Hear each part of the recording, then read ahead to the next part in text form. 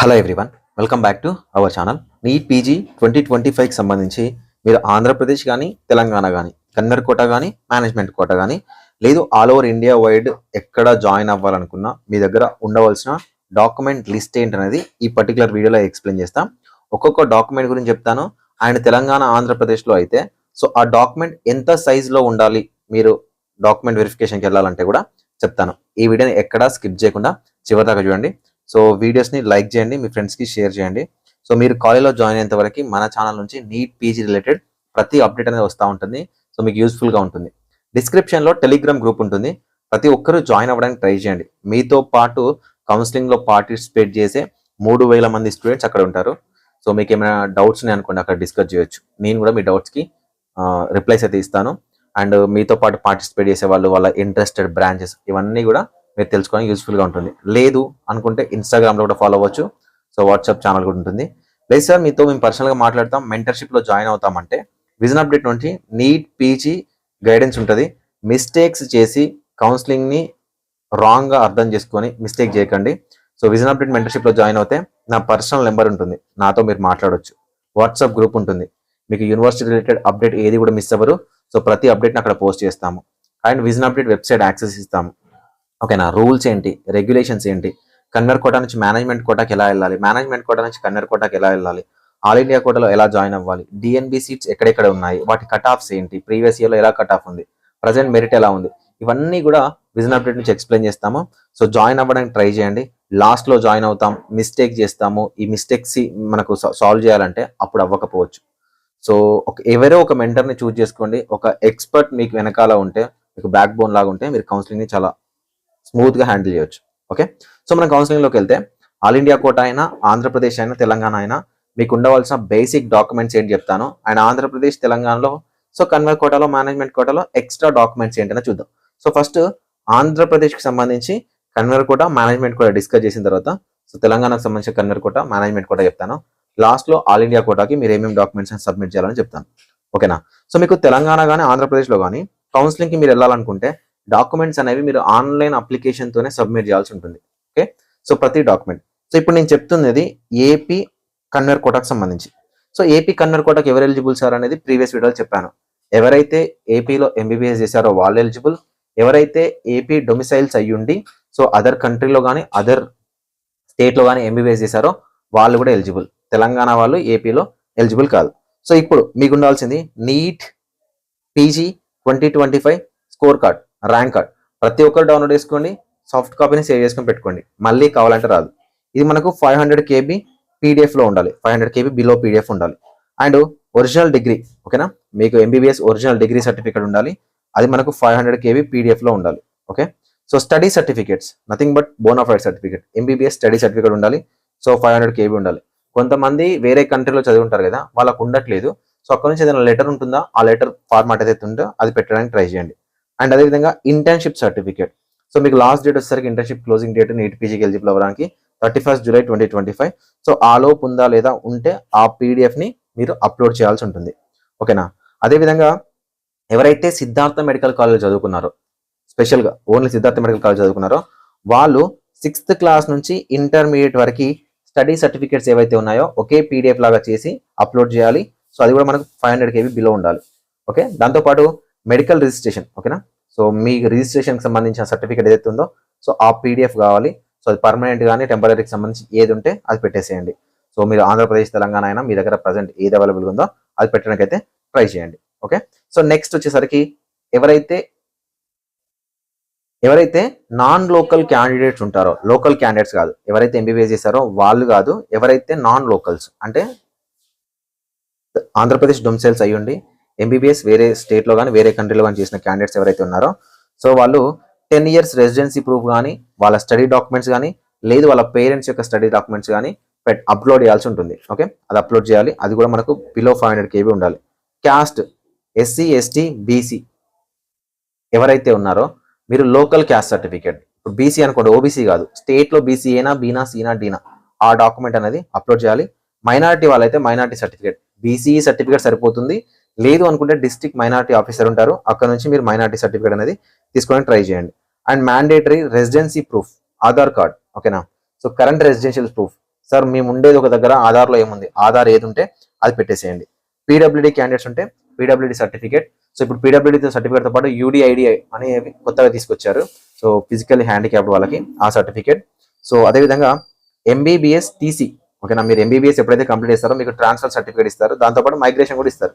So ఆ 2 certificates ఉంటే so దాంట్లో మీరు టీసీ అనేది అప్లోడ్ చేయాల్సి ఉంటుంది. సో ఇది మనకు మ్యాండేటరీ. దాంతోపాటు ఎవరైనా క్యాండిడేట్స్ 2014 తర్వాత మీరు గవర్నమెంట్ ఎంప్లాయ్ అయ్యుండి, మీ పేరెంట్స్ గవర్నమెంట్ ఎంప్లాయ్ అయ్యుండి తెలంగాణ నుంచి ఆంధ్రప్రదేశ్ కనుక మీరు మైగ్రేట్ అయిపోతే సో మైగ్రేషన్ సర్టిఫికేట్ అని ఇస్తారు. ఆ మైగ్రేషన్ సర్టిఫికేట్ అనేది సబ్మిట్ చేస్తే లోకల్ వస్తుంది. మీరు ఎంబీబీఎస్ ఎక్కడ చేసినా కూడా మీకు లోకల్ వస్తుంది అనమాట. సో ఇదొకటి. దాంతో పాటు ఎవరైతే ఇన్ సర్వీస్ క్యాండిడేట్స్ ఉంటారో ఇన్ సర్వీస్ సర్టిఫికేట్ అనేది ప్రొఫార్మా ఉంటుంది. ఆ ఇన్ సర్వీస్ ప్రొఫార్మా అనేది అప్లోడ్ చేయాల్సి ఉంటుంది. So candidate photo and candidate signature ఇది 100 KB బిలో ఉండాలి. జేపీజీ కానీ జేపీఈజీ కానీ ఫార్మాట్లో ఉండాలి. ఇవి కన్నర్ కోటాకు సంబంధించి. సో మేనేజ్మెంట్ కోటాకు సంబంధించి ఇంకా ఎక్స్ట్రాగా ఏం కావాలి సార్ అంటే బి కేటగిరీకి అయితే ఎలాంటి అవసరం లేదు, ఓకేనా. బి కేటగిరీకి అయితే ఎలాంటి అవసరం లేదు. ఎన్ఆర్ఐ కోటాకు కానీ ఇన్స్టిట్యూషనల్ కోటా ఏదైతే ఉందో దానికి మాత్రం మీకు ఎక్స్ట్రా డాక్యుమెంట్ కావాలి. ఒకవేళ మీరు ఆంధ్రప్రదేశ్లో కనుక ఎన్ఆర్ఐ కోటాలోకి కనుక సీట్ తీసుకోవాలనుకుంటే సో మీకు అఫిడవిట్ ఉండాలి. ఫస్ట్ అఫిడవిట్ ఏంటి సార్ అంటే మీకు యూనివర్సిటీ వాళ్ళు ఒక పీడిఎఫ్లో మెన్షన్ చేస్తారు. ఎన్ఆర్ఐ ఎవరైతే మిమ్మల్ని స్పాన్సర్ చేస్తున్నారో ఆ పర్సన్కి అండ్ మీ సిగ్నేచర్తో ఒక అఫిడవిట్ ఉండాలి. దాంతోపాటు గ్రీన్ కార్డ్ కానీ సిటిజన్షిప్ కార్డ్ కానీ passport issued by the respective country, మిమ్మల్ని ఎవరైతే స్పాన్సర్ చేస్తున్నారో వాళ్ళకి సంబంధించి సెకండ్ ఆప్షన్ అనమాట. థర్డ్ ఆప్షన్ వచ్చేసరికి ఎన్ఆర్ఐ వాళ్ళకి సంబంధించి మిమ్మల్ని ఎవరైతే స్పాన్సర్ చేస్తున్నారో వాళ్ళకి సంబంధించిన బ్యాంక్ స్టేట్మెంట్ కానీ ఎలక్ట్రిసిటీ బిల్ కానీ గ్యాస్ బిల్ కానీ వాటర్ బిల్ కానీ సబ్మిట్ చేయాలి. మీరు వీసాలు డ్రైవింగ్ లైసెన్స్ పెడితే యాక్సెప్ట్ ఉండదు. ఈ 3 డాక్యుమెంట్స్ చాలా మ్యాండేటరీ. ఇది 3 డాక్యుమెంట్స్, అఫిడవిట్ ఒకటి అండ్ గ్రీన్ కార్డ్ కానీ సిటిజన్షిప్ కార్డ్ కానీ అండ్ లేదు అనుకుంటే ఎన్ఆర్ఐ స్టేటస్ సర్టిఫికేట్ ఉంటుంది, అక్కడ ఎంబసీకి వెళ్ళి తీసుకోవాల్సి ఉంటుంది. లేదు అనుకుంటే బ్యాంక్ స్టేట్మెంట్ ఇవి ఉండాలి. సో మీరు S3కి ఒకవేళ కనుక మీరు ఇన్స్టిట్యూషనల్ కోటాకి వెళ్ళాలనుకుంటే సో మీరు స్పాన్సర్షిప్ లెటర్ అది కాలేజ్ వాళ్ళు ఇస్తారు, ప్రైవేట్ కాలేజ్ వాళ్ళు ఇస్తారు. వాళ్ళని మీరు అప్రోచ్ అవుతే మీరు అక్కడ మీరు మాట్లాడుకునే దాన్ని బట్టి వాళ్ళు మీకు స్పాన్సర్షిప్ లెటర్ ఇస్తారు. ఈ లెటర్ ఉంటే మీరు S3కి ఎలిజిబుల్ అవుతారు. Okay. So next caste certificate ఉండాలి, మైనారిటీ ఉండాలి, ఆధార్ కార్డ్, పాన్ కార్డ్ ఇవన్నీ ఖచ్చితంగా ఉండాలి, passport size photo and signature. ఇది ఆంధ్రప్రదేశ్కి సంబంధించి మీకు డాక్యుమెంట్ లిస్ట్. సో తెలంగాణకు కూడా సేమ్ ఉంటుందా సార్ అంటే తెలంగాణకు కూడా ఆల్మోస్ట్ సేమ్ ఉంటుంది, ఓకేనా. సో ఇక్కడ మీకు MBBS degree certificate 500 KB, MBBS study certificate 500 KB. ఇది తెలంగాణ కన్నర్ కోటాకు సంబంధించి. సో తెలంగాణ కన్నర్ కోటాకి ఎవరు ఎలిజిబుల్? తెలంగాణ కన్నర్ కోటాకి తెలంగాణలో ఎంబీబీఎస్ చేసిన క్యాండిడేట్స్ మాత్రమే ఎలిజిబుల్. సో మిగతా వాళ్ళు అవసరం లేదు. 6th క్లాస్ నుంచి intermediate study certificates GO number 58 last time ఇచ్చారు కాబట్టి సో ఈ సర్టిఫికేట్స్ అడిగారు. మేబీ ఈ సంవత్సరం ఈ సర్టిఫికేట్స్ అడగకపోవచ్చు. సో తీసుకోవడానికి ట్రై చేయండి. అందుకే ఇక్కడ ఏం మెన్షన్ చేయలేదు కూడా, తీసుకోవడానికి ట్రై చేయండి. So internship certificate 500 KB below ఉండాలి and medical registration certificate 500 KB below ఉండాలి. సో 6th క్లాస్ నుంచి ఇంటర్మీడియట్ స్టడీ సర్టిఫికేట్ అవసరం అయితే లేదు, అడుగుతారో లేదో చూడాలి. సో అండ్ దాంతోపాటు క్యాస్ట్, ఎవరికైతే క్యాస్ట్ సర్టిఫికేట్ ఉందో బీసీ వాళ్ళకి కానీ ఎస్సీ వాళ్ళకి కానీ ఎస్టీ వాళ్ళకి కానీ caste certificate, in services candidate అయితే ఇన్ సర్వీస్ సంబంధించిన సర్టిఫికేట్ అండ్ నీట్ పీజీకి సంబంధించిన స్కోర్ కార్డ్.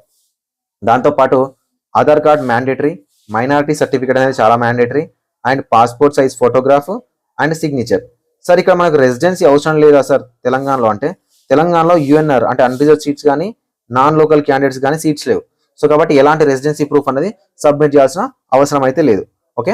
దాంతోపాటు ఎవరైతే క్యాండిడేట్స్ మేనేజ్మెంట్ కోటాకి వెళ్ళాలనుకున్నారో సేమ్ సర్టిఫికేట్స్ ఏదైతే మనం కన్నర్ కోటాలో చెప్పామో అవే సర్టిఫికేట్స్ ఇక్కడ మీకు MQ1, MQ2, MQ3 ఉంటుంది. ఏపీలో S1, S2, S3 ఉంటే సో ఇక్కడ మనకి MQ1, MQ2, MQ3 ఉంటుంది అనమాట. సో MQ1 అంటే మేనేజ్మెంట్ కోటా, MQ2 అంటే ఎన్ఆర్ఐ కోటా. సో దీనికోసం మీరు సబ్మిట్ చేయాల్సినవి ఎన్ఆర్ఐ స్పాన్సర్షిప్ డిక్లరేషన్ ఒకటి అండ్ దాంతోపాటు ఎంబసీ నుంచి ఎన్ఆర్ఐ స్టేటస్ సర్టిఫికేట్ తీసుకోవాలి అక్కడ నుంచి, లేదా అక్కడ పర్మనెంట్ రెసిడెంట్ ఉన్నా యాక్సెప్ట్ చేస్తారు. అండ్ బ్యాంక్ పాస్బుక్ ఖచ్చితంగా ఉండాలి అండ్ పాస్పోర్ట్ ఎన్ఆర్ఐ ఎవరైతే మిమ్మల్ని స్పాన్సర్ చేస్తున్నారో దానికి సంబంధించి పాస్పోర్ట్ ఉండాలి. ఇవన్నీ కూడా 1000 KB బిలో ఉండాలి. సో స్పాన్సర్షిప్ లెటర్ MQ3కి స్పాన్సర్షిప్ లెటర్ ఉండాలి అండ్ క్యాస్ట్ సర్టిఫికేట్ ఎవరైతే క్యాస్ట్ ఉంటుందో caste certificate. Sir caste certificate ఎందుకు సార్ మేనేజ్మెంట్ కోటాలో అంటే ఫర్ ఎగ్జాంపుల్ అన్రిజర్వ్డ్కి సంబంధించి మనకు 58th పర్సెంటైల్ కదా. సో మనకు ఆ 58th పర్సెంటైల్లో కాకుండా అంటే మీరు కొంతమంది ఏంటంటే కొన్ని క్యాస్ట్లు ఆల్ ఇండియా కోటాలో అన్రిజర్వ్ లో అంటే ఓపెన్ లో ఉంటాయి, స్టేట్ లోకి వచ్చేసరికి క్యాస్ట్ లో ఉంటాయి అనమాట. సో అలాంటి క్యాండిడేట్స్ ఎవరైతే ఉన్నారో వాళ్ళకి ఇక్కడ క్యాస్ట్ సర్టిఫికేట్ ఉండడం వల్ల స్టేట్లో ఎలిజిబిలిటీ వస్తుంది. Minority certificate and score card, Aadhaar card, photo, signature, ఈ డాక్యుమెంట్స్ ఉంటే సరిపోతుంది, మీరు కౌన్సిలింగ్కి అటెండ్ అవ్వచ్చు. ఇది తెలంగాణ, ఆంధ్రప్రదేశ్లో. సార్ మరి నేను ఆల్ ఇండియా కోటాకి పార్టిసిపేట్ చేయాలనుకున్నా, మాకు ఏ డాక్యుమెంట్ కావాలి? ఆల్ ఇండియా కోటా అప్లికేషన్ చేయడానికి కానీ సీట్ వచ్చేంత వరకు కానీ ఎలాంటి డాక్యుమెంట్ మీరు అప్లోడ్ చేయాల్సిన పని లేదు. ఏ డాక్యుమెంట్ కూడా మీకు అవసరం లేదు. సో మీకు సీట్ వచ్చిన తర్వాత ఏదైతే కాలేజ్ ఉంటుందో ఆ కాలేజ్కి ఇప్పుడు నేను చెప్పిన ఈ డాక్యుమెంట్ ఉంటాయి కదా, ఇవే డాక్యుమెంట్ మీరు సబ్మిట్ చేస్తే సరిపోతుంది. ఇక్కడ ఒకటే ఒక చిన్న చేంజ్ ఏంటంటే, స్టేట్లో బీసీ సర్టిఫికేట్ ఉన్న వాళ్ళు ఆల్ ఇండియా కోటాలో ఓబీసీ సర్టిఫికేట్ని సబ్మిట్ చేయాలి. స్టేట్లో ఓపెన్లో ఉన్న క్యాండిడేట్స్ ఆల్ ఇండియా కోటాలో ఈడబ్ల్యూఎస్లో సబ్మిట్ చేయాలి. ఇవి రెండు మాత్రమే ఇంపార్టెంట్, మిగతావి ఆల్ ఇండియా కోటాలో ఎక్స్ట్రాగా ఉండవు. సార్ స్టేట్లో ఈడబ్ల్యూఎస్ లేదా అంటే, స్టేట్లో ఈడబ్ల్యూఎస్ పీజీకి లేదు. ఒకవేళ ఈడబ్ల్యూఎస్ని యూజీకి కానీ పీజీకి కానీ ప్రాపర్గా ఇవ్వాలనుకుంటే సూపర్ న్యూమరీ సీట్స్ అనేవి ఇవ్వాల్సి వస్తుంది.